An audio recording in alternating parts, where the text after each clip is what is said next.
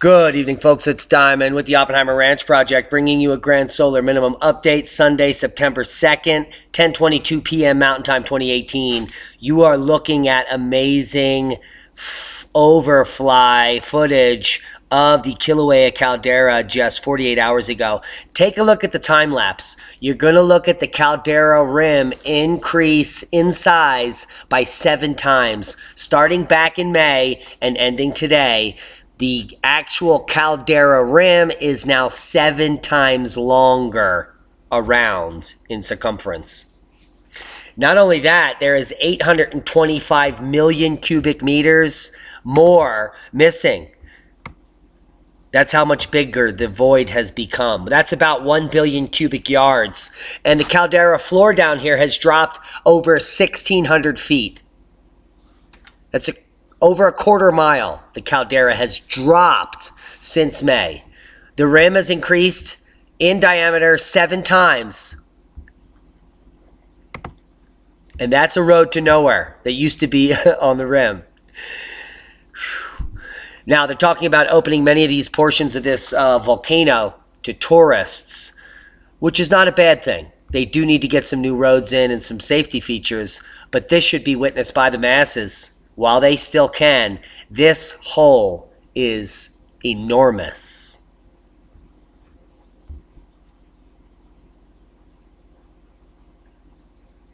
Here's the time lapse of the growth of that caldera and the drop down of the caldera floor, almost over a quarter mile, 1,600 plus feet, opening up 1 billion cubic yards more space. As this just drops off into infinity, not really infinity, it is taking the place of the void of all the lava that was extruded, forming new land off the coast here. This eruption is all but over, and I'll leave you links to this. Big heads up to Big Island News for providing that flyby. First winter storm warning of the season has been issued in the U.S. on the first day of fall, September 1st. Up in Alaska, the first winter storm warning of the season in the U.S. was issued in Alaska, up to 1 foot of snow possible in the higher elevations. And that's today's first boom. Farmer's Almanac releases New Jersey winter 2019 forecast, and it's a doozy. It has released its long-term predictions for the upcoming winter, and it's going to be a lot different than the old Farmer's Almanac predicted earlier. Remember how bad things got in March, New Jersey? We could be getting a whole winter of weather just like that if the new Farmer's Almanac is to be believed, and I believe them. The Farmer's Almanac has released its long-range prediction for winter 2019. The news won't be good for New Jersey unless you like to go sledding or drive your four-wheel drive truck, but even those activities could prove to be difficult with this forecast. Are you prepared? That's all we're asking. New Jersey will endure blustery and bitter winds, as well as widespread snow, according to the Farmer's Almanac released this week. It's a bleak forecast, basically with an outlook that says that winter 2019 will be colder than normal from the Continental Divide through the Appalachians. Amityville Horror much? Boom! And this is not fear-mongering. This is based on science. Yes, plasma physics, historical documentation, and the sun showing that total solar irradiance will be dropping off over the next decade, and so on and so forth. We are entering a cold sun phase, which starts now. And that leads to bad and really bad things, as the historical past has shown. And now the Farmer's Almanac is predicting it. Summer snow blankets Pikes Peak summit Sunday morning. That's this morning. Fresh snow blanketed the Pikes Peak summit overnight, with snow showers expected to continue throughout the day. Pikes Peak temperatures could reach a high near 46. Scattered snow forecast before 2, according to the National Weather Service. There are the pictures, courtesy of the snow cams on the peak. Tropical storm watches issued for the northern Gulf Coast ahead of potential tropical cyclone 7. Potential tropical cyclone 7 in the Bahamas will move into the Gulf on Mexico early this week. Tropical storm watches and storm surge watches have been issued for portions of the northern Gulf Coast. Potential tropical cyclone 7 will spread heavy rain into southern Florida before entering the Gulf. This system is likely to develop into a tropical depression Monday, then tropical storm Monday night. Heavy rain will be the main impact for the northern Gulf Coast.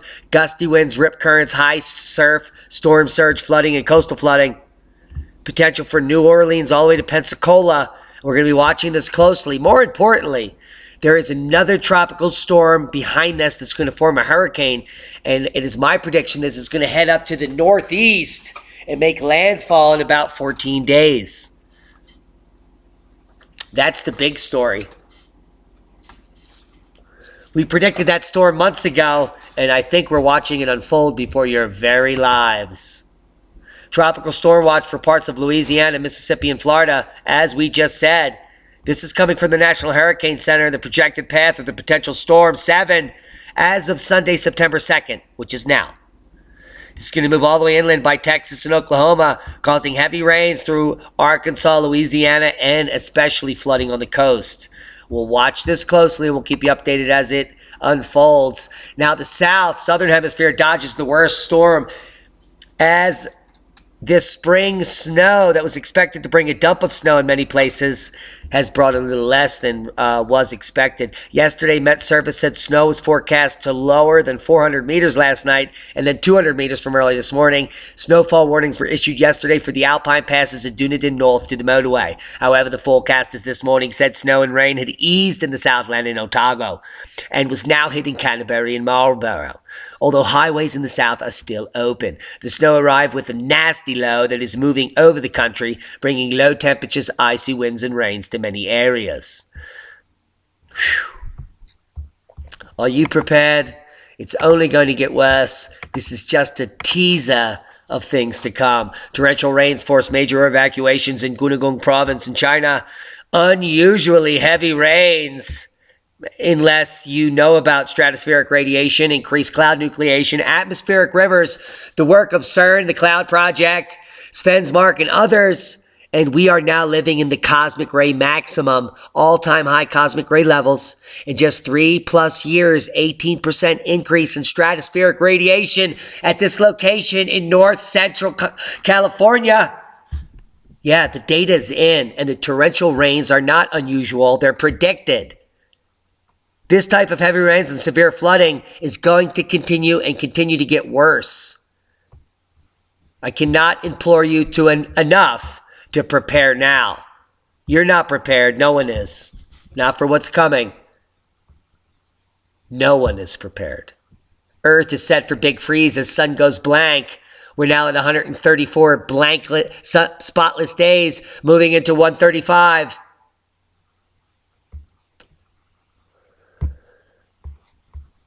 And that means crop loss, unrest, famine, increased earthquake activity, increased volcanism, as predicted by John Casey and others.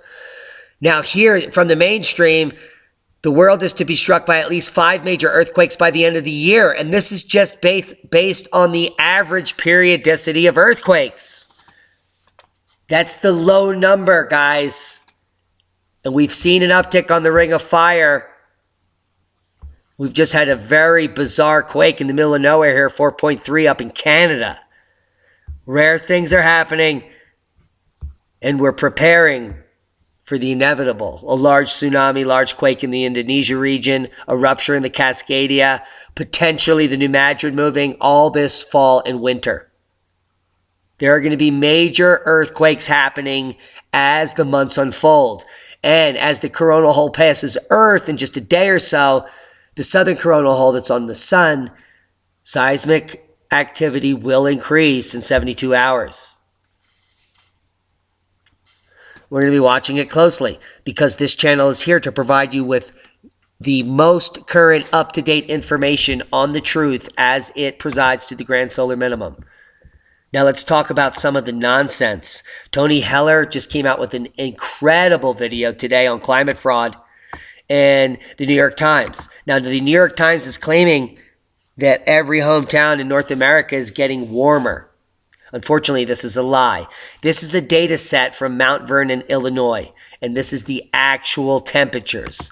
Now, if you can see what they're claiming since 1960 to present, the amount of days above 90 degrees has increased dramatically. But it couldn't be further from the truth. This is coming from the government agencies of actual temperature from this region, and it's clearly showing you from 1960, the number of days above 90 degrees Fahrenheit is dropping off considerably from 44 back in 74 to 16 today. Those are the facts.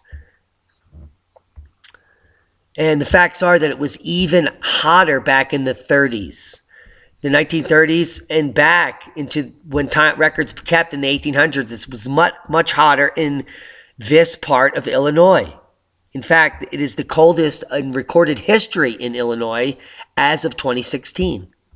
Those are the facts. Yet, the New York Times wants you to believe the exact opposite, that it's getting hotter and we're all burning up. It couldn't be further from the truth. Here's a plot since records began being kept in 1890 of the amount of days and the temperature recorded on those days. And you can see back in the 1930s, the amount of days above 110, the amount of days above 105. There hasn't been a day above 105 since 1950 in Illinois, in Mount Vernon. And the New York Times want you to believe that Mount Vernon, Illinois is burning up, when you can clearly see the number of days, hot days, is rapidly dropping. Now, why is it rapidly dropping? And why are they lying to you? They're lying to you because, well, no one knows. Take a look at this graph. This is the percent of days above 90 in all U.S. historical climatology network stations. All the stations in the U.S. you're looking at. The New York Times start date is here so that they can lie about the temperatures increasing. But you can clearly see how rapidly decreasing the temperature in all U.S. historical climatology network stations. You could see the cooling. No one wants you to know. It doesn't make any sense unless they're trying to cull the population. Yeah. They don't need you here. They need much less people on Earth. It's Agenda 2030. And you are a casualty of war. As the commodities wane, prices spike, the powers that be are going to cull you with the natural climate variability that has been proven time immemorial. And it ends in catastrophe. But those that are prepared and in the right place at the right time will survive and thrive in the future. Now, we've run into a roadblock. Scott McDonough has left the building, and I cannot continue the radio show because I am unable to connect with Skype to run a clear, successful radio program. So if you have experience in this field and you have a high-speed internet connection and you're willing to dedicate 4 hours a week to the project, send me an email to oppenheimerranch@gmail.com. oppenheimerranch@gmail.com. If you want to be our new radio producer. Otherwise, I'm going to cancel the show. I can walk you through all the steps to running the radio show. It's easy, and it's up to you how much time you want to spend on it, how big we want to make it. what type of guests we want to get on, but we need a producer or I can't do the show, period. So if you want to step up to the plate, send me an email to oppenheimerranch@gmail.com. And that's a boom. Times are changing. Are you prepared? The best place to get prepared is my Patriot Supply. Because not only do they have the best prices on the internet, they offer free shipping in the US, and you help support Oppenheimer Ranch Project and all the work we're doing here.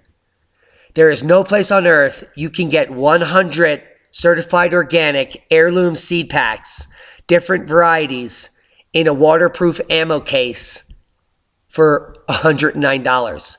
No place in the world. Can you say locked and loaded? Are you ready to grow?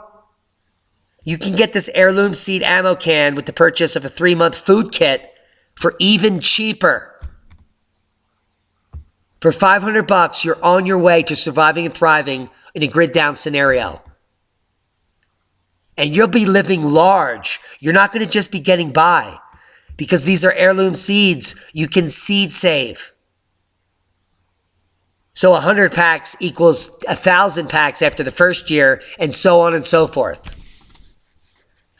Not to mention the invaluable nature of being able to barter this, which is why they show stacks of them. Why wouldn't you get stacks of these? They fit together. I'm going to have 1,000 of these ammo cans in the end. And that's a boom. We love each and every one of you. All we need is love and a radio show producer. Step up to the plate. Thanks to each and every one of you that sent me out a birthday card, a birthday gift, a message, a packet of seeds. You made my day. And that's why I dedicate every single day to you guys, to spread the message of love and awareness and science. Be safe.